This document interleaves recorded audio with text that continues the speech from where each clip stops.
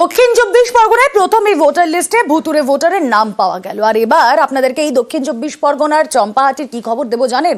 সেখানে ভোটার তালিকা ঘিরেই বিতর্ক। কেন? ভুতুরে ভোটারের পর বৈধ ভোটারের নামও বাদ। চম্পাহাটির 22টি বুথে ভোটারের নাম নেই তালিকায়। কেন নেই? কথা বলবো, আমাদের প্রতিনিধি অর্পণ মণ্ডল রয়েছেন সঙ্গে। অর্পণ, একদমই দেখো, ভোটারদের যেটা অভিযোগ যে তারা বিগত নির্বাচন অর্থাৎ লোকসভা নির্বাচনে তারা ভোট দিয়েছেন এবং যে নতুন যে তালিকা বের হয়েছে সেখানে তাদের নাম একাধিক ব্যক্তির তার নাম কেটে গেছে এবং তারা যেটা জানাচ্ছেন যে তারা কোনো রকম ফর্ম ফিল আপ করেননি এবং তারা যখন ভোটার লিস্ট এলো তখন তারা দেখতে পাচ্ছেন যে সেই লিস্ট থেকে তাদের নাম ডিলিট করে দেওয়া হয়েছে।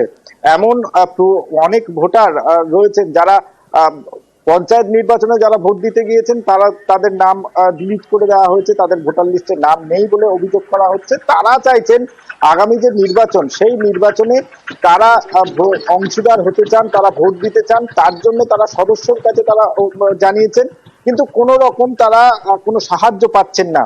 এবং এই ভোটাররাই, তুমি জানবে যে চম্পাহাটি যে গ্রাম পঞ্চায়েত সেখানে প্রায় 4,500 ভুয়ো ভোটারের নাম এসছে।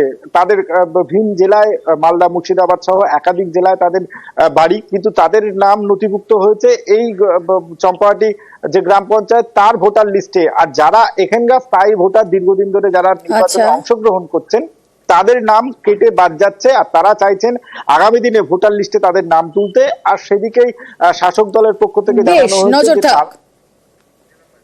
2 বছর কাজের নাম নেই, বাচ্চারা দিয়ে যায় কাজের লিস্ট গুলো। ভোট দিতে গেছিলেন? ভোট নেই, কাজের নাম ওঠেনি, কি দেবো, দিয়ে গিয়েছিলাম, ফিরে চলে এসেছি। নাম ওঠেনি বলে আগে ভোট দিতাম, যখন থেকে 2 বছর ধরে আর কাজের নাম নেই। হ্যাঁ, যারা কাগজ দিতে তাদের বলেছিলাম যে ভোটের নাম ওঠেনি, কিছু করেনি না। বিএলওর যারা আসে ওই নাম সংশোধনের জন্য তাদেরকে কিছু বলেননি? তারা বললো ঠিক আছে আমরা ঠিক করে নেবো, এই কথা বলে গেছিল, তারপরেও ঠিক হয়নি। না। আমি 1 সপ্তাহ আগে লিস্ট দেখেছি যে ভোটের লিস্টে ডিলেট লেখা আছে, কিন্তু কাউকে জানাতেই পারলাম না যে ডিলেট হলো কেন।